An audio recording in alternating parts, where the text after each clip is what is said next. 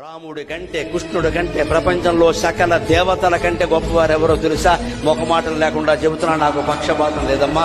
కనకదుర్గాదేవి అందరికంటే గొప్ప దేవత, లోకమాత, జగన్మాత.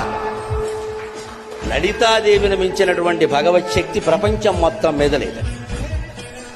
ఏ దేవుడు శక్తినైనా మనం సందేహించవచ్చు, కానీ లలితాదేవి శక్తి పరాకాష్ఠ. ఇంకా పరాశక్తి, పరాకాష్ఠ. ఆవిడ అత్యంత శక్తివంతుడు.